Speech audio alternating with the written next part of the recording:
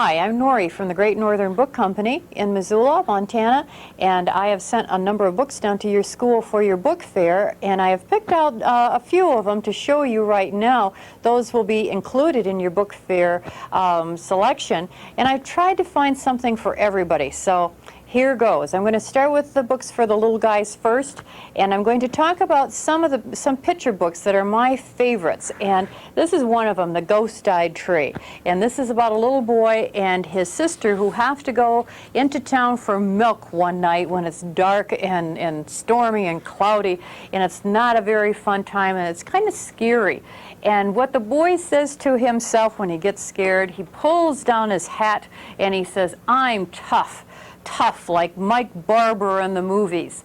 And you know, sometimes I have said that to my family when I have to do something that isn't very easy, and I say, "I'm tough, tough like Mike Barber in the movies." Well, I got to thinking, who was Mike Barber?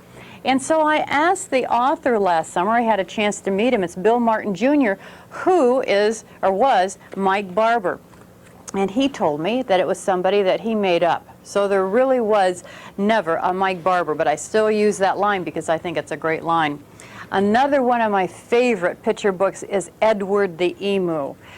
Maybe some of you aren't familiar with an emu. The emus come from Australia, so we just get to see them in zoos. But this one says, Edward the Emu was sick of the zoo, there was nowhere to go, there was nothing to do. And compared to the seals that lived right next door, well, being an emu was frankly a bore. So what does he do? He hops the fence at night and he goes and lives with the seal and he does seal things and he's having a great time being a seal until somebody comes by and says that it really isn't the seals that are the neatest thing in the zoo, it's the lions. So that night Edward hops the fence again and he goes and he lives with the lions and he does lionly things. This next picture is one of my favorites. Doesn't he look funny? Well, then he finds out that it's not the lions that are the neatest thing in the zoo, it's the snakes. And so he hops the fence again and he goes and he lives with the snakes and he does snaky things. And then somebody comes by and they say that it's really the emu that is the best thing in the zoo. And Edward says, well, if it's the emu, that's me. And he is that I am the thing that they most like to see. So he hops out of the snake pit and he goes back to the emu cage. And when he reaches there, it says, Edward ran to the place where he used to reside, but oh, what a shock when he clambered inside. He found himself suddenly come face to face with the emu that brought in to take Edward's place. Uh-oh. The emus considered each other a while, then the new emu said with a shy little smile, "Hello, I'm Edwina. It's nice meeting you. You're the best thing I've seen since I came to the zoo." And that's the story of Edward the Emu. Another one of my favorite picture books is That's Good, That's Bad. This is about a little boy whose parents take him to the zoo. Let me start on the first page here. You can see him going into the zoo and they buy him a big red balloon. Boy, that looks really neat. Okay, well, the big red balloon takes him up into the air. That's good. No, that's bad, because what happens is he goes out of the zoo and he ends up in a hot, steamy jungle where the balloon gets stuck on a prickly tree and the balloon pops. Oh, that's bad. No, that's good, because the little boy falls into a river and he falls on a hippopotamus and the hippopotamus takes him up on shore. Oh, that's good. No, that's bad, because on shore are 10 baboons who reach for the little boy and try to grab him. Oh, that's bad. No, that's good, because the little boy grabs onto a vine and he swings out of the reach of the baboon. Oh, that's good. No, that's bad, because the vine turns out to be the tail of a snake. Oh, that's bad. No, that's good. And the story keeps on going like this until you get to the last page and you see the little boy being rescued by a stork. And the stork carries the little boy away and the little boy is so afraid that he'll never see his parents again. Oh, that's bad. No, that's good. Because the stork takes him back to the zoo where he drops him into the arms of his mother and father, who give him a big hug and a big kiss. Smack. Oh, that's good. No, that's great. So that's another one of my favorite ones. Then, and you'll see other picture books in your collection, then you're going to see a lot of beginning reading books. And you'll see some that will say either step 1 or level 1. And if it has a 1 up in the corner, that is going to be the easiest reading book that you will find. This is a new one, Bookstore Cat. And this is a fun story about a cat that's in a bookstore. Notice there's not very many words on a page. Now, if you pick up one that says step 2 or level 2, you're going to have a few more words. So it's going to be a little bit more challenging to some, but not to others. Then you will see some that will say 3. Now this one says level 3, but it could say step 3 too. And you'll see there's even more words yet. This is a neat old folk tale that I think you would enjoy. Okay, and then you will also see level 4 or step 4 books, and those will have even more reading yet. So you have to find the books that you would be most comfortable with. You don't want to find something that's going to be too hard for you, otherwise you won't enjoy it. And reading is fun, so you want to always enjoy reading. Now for you first and second graders and you kindergartners, I'll have things like the Berenstain Bear books in the list. I will have things like the Little Kitten and other animal stories. I'll have dinosaur things because everyone likes dinosaurs. There will be Clifford books. And then there'll also be little books like these that aren't very expensive, so that if your piggy bank is skinny and mom and dad don't have a lot of money, you might want to take a look at some of these books that aren't as expensive. Okay, for those of you that are like second graders or third graders, you might want to look at some of these.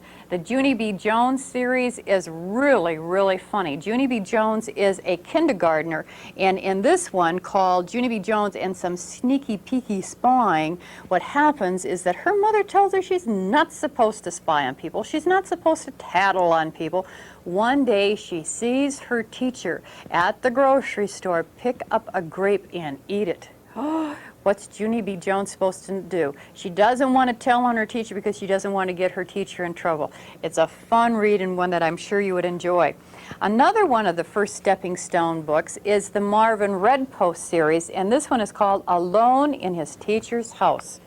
Why is he alone in his teacher's house? Well, it's because his teacher hired him to take care of her dog while she had to be out of town for a week. And Marvin was very good. He was very conscientious about doing this.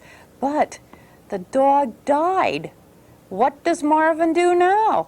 He's got a real problem. Do you think I'm going to tell you? Nope. You're going to have to read the book and find out. I know all of you are too young to remember when Mount St. Helens in the state of Washington exploded. There was a volcano, a huge volcano that spread ash all across Montana and Wyoming and made our skies gray, and we couldn't even go out in it. But boy, you ask your teacher about it, and I'm sure if she was living in this area, she remembers and she'll tell you about it. And this is the story behind the Mount St. Helens disaster. 60 people were killed. Thousands of animals and birds and fishes were killed because of this disaster. And when the volcano exploded, the force of that volcano was 500 times more than the bomb that was dropped and leveled out the town of Hiroshima in Japan during World War II. 500 times. That's an incredible amount of pressure.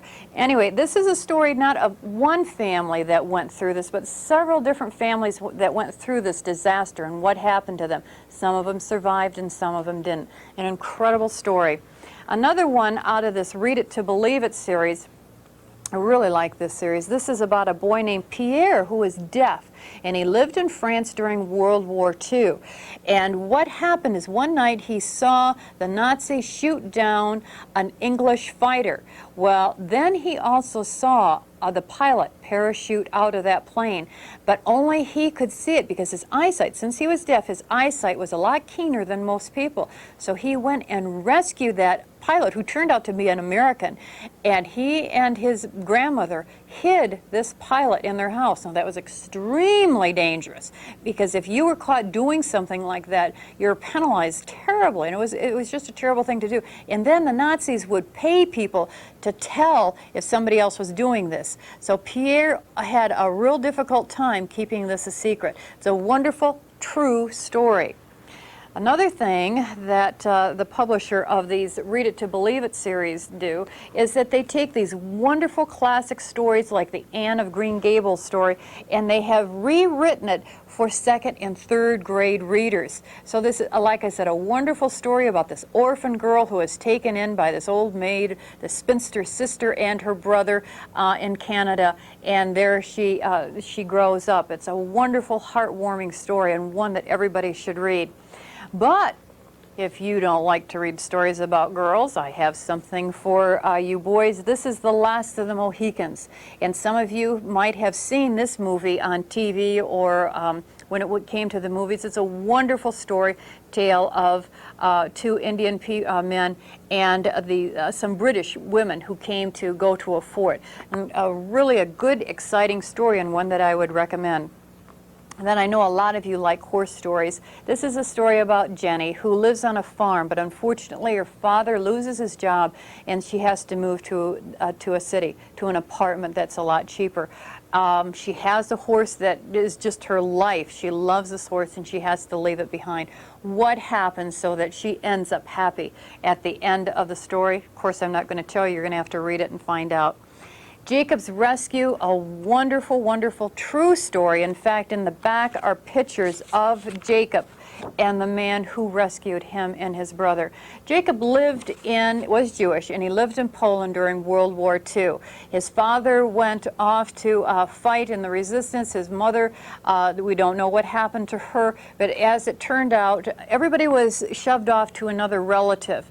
And one day, Jacob was being taken care of by his aunt, and his aunt realized that it was too risky for her to continue taking care of Jacob, because she too was a Jew. So she found this man who was Protestant. So he was safe from the Nazis. And this Protestant man, this dear man, took in Jacob and then found his younger brother and took him in too. And what happened to them? Again, they knew that if they were caught, they would be shot by the Nazis. There's no two ways about it. They would be killed. And how Jacob was saved by this man. It's a wonderful, wonderful story. What a story of courage. A tremendous story.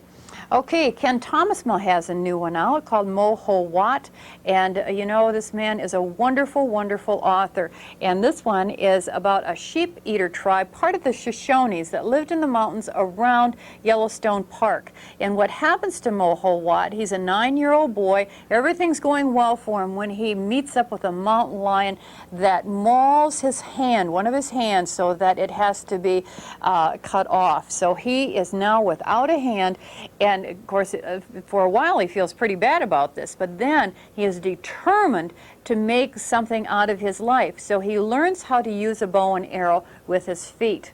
Okay, his family has to move. They meet up with another tribe of people, Indians like them, and he meets this young girl who is just really a nice person. And when she is kidnapped by an enemy tribe, Moho Wat goes and tries to rescue her. And what happens during this, of course, I'm not going to tell you. This, too, is a true story.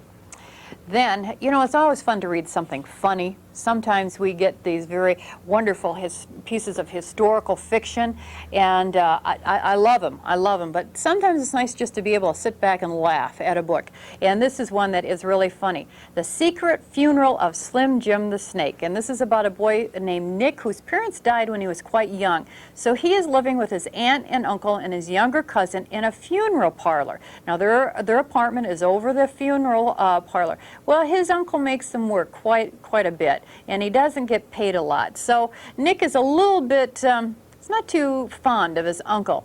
And one day he's trying to get some money, and so, honestly, so he promises this rich boy in his class that he will give this rich boy's dead snake a funeral. Well, anything that could go wrong did in this book. And again, a very funny story. Okay, back to serious. This is not historical fiction. This is true. This is the true story of Sarah Winnemucca. Her grandfather was a Paiute chief back in the 1800s, and he realized that it was very important for the Indians to be able to get along with the white people, and he thought that the only way that this could be done is for everybody to know how to read the white man's language and to be able to speak it. So he sent his granddaughter to a white man's school so that she could learn, and Sarah did. But then she found herself in a position where she was torn between two worlds, the white man's world and the Native American world. And what happened?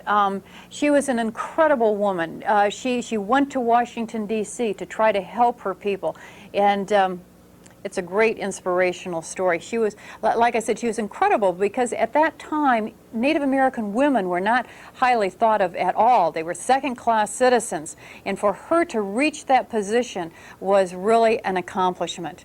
You know, as a sideline, Lynn Reed Banks, who I've worked with several times, has stated a number of times that she really feels that whoever illustrates the cover of a book never reads the inside of the book. And she can point out to several discrepancies in her books. There is a discrepancy in the picture on the front of this book, and I'd like to see if any of you can find it and let me know.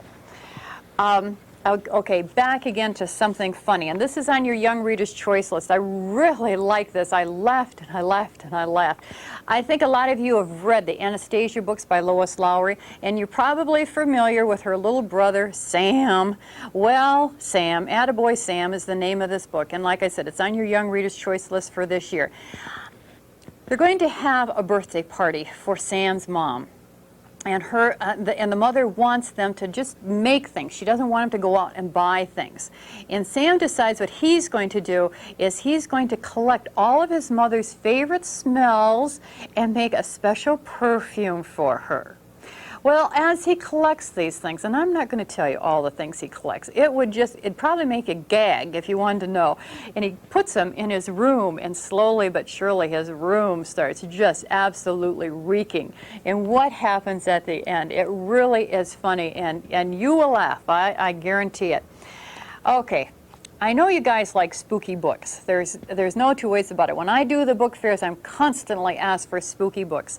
And this is a collection of maybe about 7 or 8 spooky stories. And if you look at the cover of this book, to me, this would be my worst nightmare. If I woke up in this situation, I would die of fright. The snakes wouldn't even have to bite me. I would die of fright. And when you read this story, it just does give you the chills. And there's other good stories in this collection, too. Again, back to funny, I absolutely love this book. Oh, the Red Rose Tree. This takes place around the turn of the century, and it's about a girl who lives in the Seattle area, not in Seattle, but in a little community away from Seattle. And her name is Amanda. She has a number of friends. She has a grandmother who lives in her house with her family, and this grandmother is a very domineering woman, and Amanda really doesn't care that much for her. Now, the grandmother makes quilts every year for the county fair, and she always wins the blue ribbon. Nobody can compete with Grandma. Okay, one day, this elderly lady comes to town, and she moves into a shack, really a shack, near the ocean.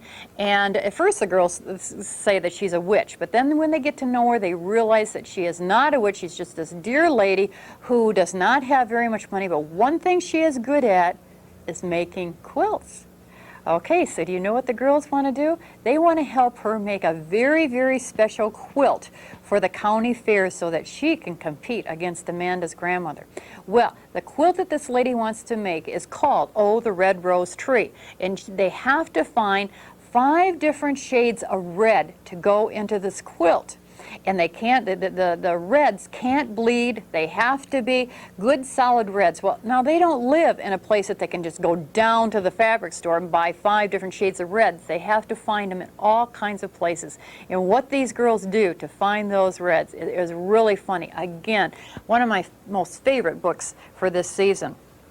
Well, I love a good mystery, and I find that your English writers can't be beat when it comes to mysteries. This is about a girl who lives in England named Eleanor, and it starts out very early in the morning. The girl, Eleanor, is awakened because there are police at the door taking away her father. Her father supposedly has been involved in some kind of a business deal that is very illegal. And as her father says goodbye to her, he slips a claim slip into her hand. And so after everything is settled down and the police have taken off her father, she goes and she claims what is in that locker. And it is a suitcase, and she doesn't open it because she doesn't feel that it's hers, and she wants to wait until she can talk to her father to find out what is happening. Well, she lives with her stepmother, but her stepmother cannot handle the situation, so her stepmother goes back to Italy, and the 3 children in the family are separated, with Eleanor going to live with a cousin and her mother, who have been swindled by this company that the dad works for. So what happens? How does this story come out in the end? And of course, do you think I'm going to tell you? No way. One of my favorite authors is Paul Pitts. This man lives outside of Salt Lake City, Utah. He has a Navajo wife, and he has taught on the Navajo reservation for 14 or 15 years. So when he writes about Navajo children, you know he is really in tune with the Navajo people.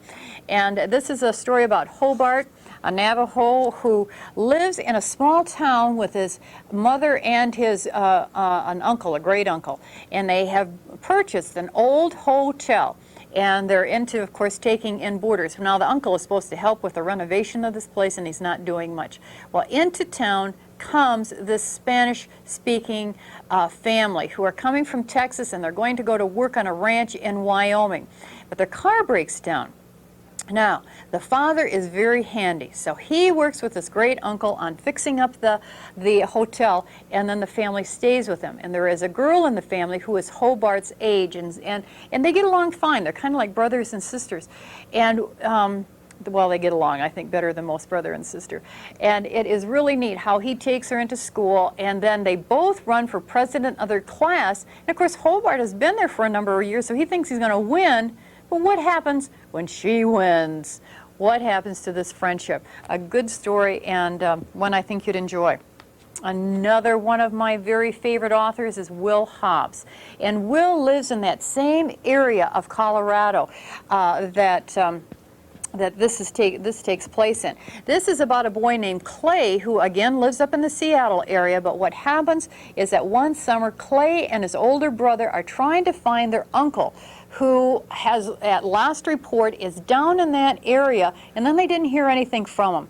So the 2 boys want to find out where the uncle is. So what they do, they go down into the northern Arizona area, and they start looking. But the older brother has this girlfriend back in Seattle, and he can't stand to be away from her so long, so he leaves Clay down there, and Clay takes off on this trek alone.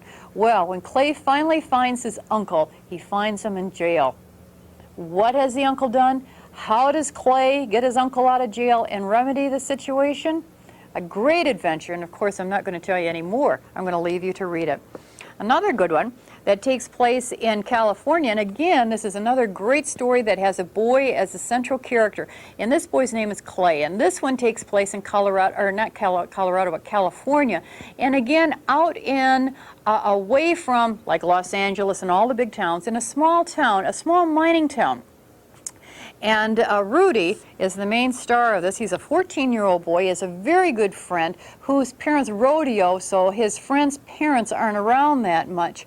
And Rudy has learned how to ride horses, and everything's going just dingle-dandy until this kid moves in from L.A., who just really thinks he's really cool and he can do all this stuff. There is an old mine outside of this town that has been boarded up, and nobody is supposed to go in it. It's against the law to go in it, but Tyrone, Ty is his name for short, the kid from LA, says, oh, you know, let's be brave, let's do this cool thing and go into this cave.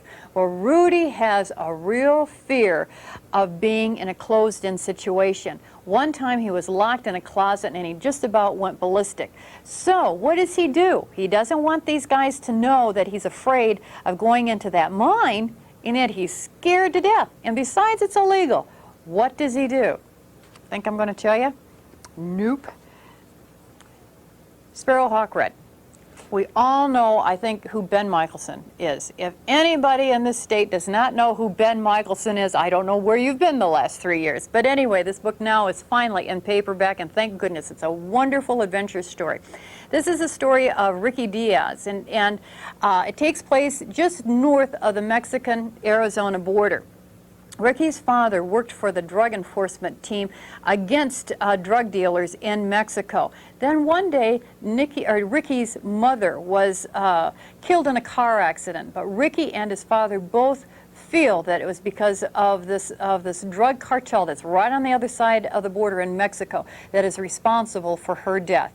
Well, Ricky is bound and determined that he's going to avenge the death of his mother. He knows how to fly. In fact, on the very first page, he is soloing for the first time, and he's up in the air, and the plane isn't functioning like he wants it to, and you can see this kid spiraling and crashing into the earth, and yet you know that he can't crash because otherwise the story would be done.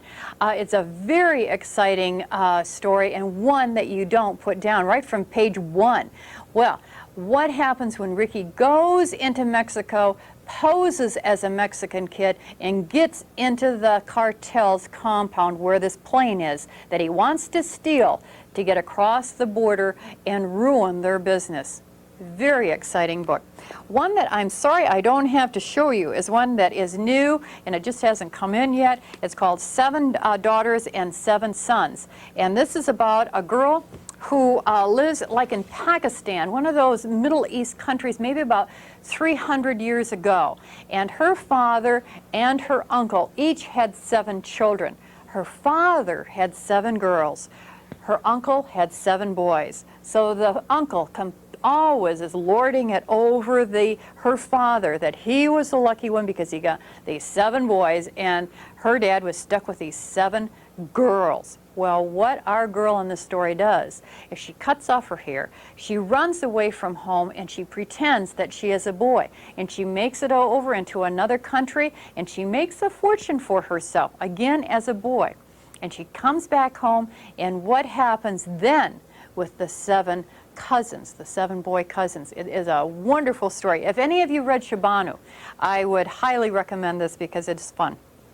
Timothy of the K is the sequel to The K. In this one, remember, if any of you have read The K, which is a wonderful story, the boy in the story, Philip, was left blind at the end of the story. In this story, he has the chance of getting this very tricky operation. If he survives the operation, he would be able to see, but there is a good chance he would not survive.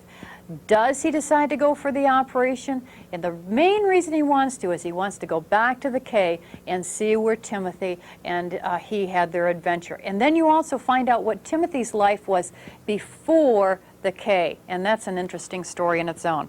Echoes from the Grove is a neat little piece of historical fiction. It takes place in Ohio. In this case, this girl named Rebecca, she's about 15 years old when the story takes place. Her mother was killed in a plague, and so she goes to town to live with her aunt and uncle, and this takes place just before the Civil War. And what Rebecca hears about her teacher is that her teacher, who she really admires, might be involved in the Underground Railroad. And then she finds out that not only is her teacher involved, but also a member of her family. And I'm not going to tell you anymore. Eye of the Beholder is a funny book. I don't know how many of you ever read the first one that this author wrote about these 2 guys. It was called The Trouble with Lemons. Well, this is the same 2 guys, Tyler and Limey. And what happens at the beginning of the book is that they both come down with chickenpox. And since they're such good friends, the parents decide that what they're going to do is let the 2 boys recuperate together. And at first, it's a blast. They get along fine, but then the novelty wears off and they start fighting. Well, there was this great Italian sculptor that lived in their town around the turn of the century. And when he was living there, he wasn't famous at all. But now that he's dead, he's become famous, and the townspeople remember that he supposedly threw 2 sculpted heads into the town river, the river that flows through the town. So Limey and Tyler decide what they're going to do is they're going to sculpt 2 heads, because this guy's work is really bizarre. So they say, you know, we can do just as well as this guy does. So they sculpt 2 heads, and in a moment of weakness, they throw the heads in the river. So when the town, or the people in the town, dredge up this river for these 2 heads, whose heads do they find? But they find Ty's and Limey's. Okay, now what are these guys going to do about the fact that the townspeople think they've got the real heads when actually they don't? And then the townspeople bring in these 2 experts from New York to authenticate the heads, and they say they're real. They're the real things. What are these guys going to do now? It is really funny, really hilarious. I've noticed that when you see a rating, ALA, which means American Library Association recommended, on the front of a book, it usually is a very, very good and worthwhile read. And this one is. It's sad. It's called Suzuko's Daughter, and it takes place in Japan. And what happens when Yuki is about 13 years old, her mother commits suicide right at the beginning of the book. And it is all about her coming to terms with this and making something of her life. She doesn't want to ever let herself fall in love because she's afraid that it's going to end in tragedy like her mother. But what she comes to, the conclusion she comes to, it's better to love than not to love at all. It's a beautiful story and definitely worth the reading. Okay, again, because I'm always asked for something that is really spooky and scary and is going to give you nightmares. I don't know why you guys want to have nightmares, but anyway, I'm always looking for that kind of book. And anything that I have read by this Kate Daniel, I have found is a real page turner. In fact, when I do book fairs and tell the kids about Kate Daniel's books, I tell them that I always get headaches when I read her books because they're so good. I can't put the book down long enough to give my eyes a rest. In this one, you have a girl named Donna whose mother works for a large agency, a large company, and she is an accountant. And the mother discovers that her boss is siphoning off money, and it's going somewhere. So the mother, in doing the right thing, tells the authorities, and it comes to find out this money is going to the mob. So the federal agents are going to put Donna and her mother in one of those witness protection programs. And so they do that. The hair is changed, the name is changed, the looks, everything is changed. But unfortunately, the bad guys find out where they are. So Donna and her mother are on the run. And again, like I said, you do not put this book down. It is a real page turner. Emergency Room by Caroline B. Cooney is one of her newest ones, and this is so good. This is about Diana and Seth that volunteer in an emergency room at a hospital. And the book only spans about 4 hours during their time when they are these volunteers, but so much happens in these 4 hours because you not only read what's happening to Diana and Seth, but you also read about the people that are being pulled into this emergency room. Like there was a fella that had a motorcycle accident. Does he survive or does he not? And what is his story? And then there's a girl who is in college and she's just in the wrong place at the wrong time. She is shot as a drug deal is going down. Does she survive? What is her story? It's again a real page turner and one that you don't put down. Taste of Salt is also on the Young Reader's Choice list, and I think it is wonderful. It is very, very timely. It couldn't be more timely. This is a story, and I'm not sure I know how to pronounce this boy's last name, or first name, D-J-O. So I'm going Joe. So I can't do it. Anyway, he has been taken in by Father Jean-Bertrand Aristide. And he's one of the boys that's an orphan that Aristide has taken in. And during his time there, he does things for Aristide. And you hear about the speeches that Aristide has made, and you have a real feeling that this man is very dedicated to Haiti.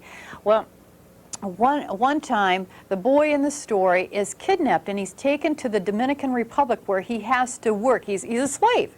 And he finally escapes and he gets back.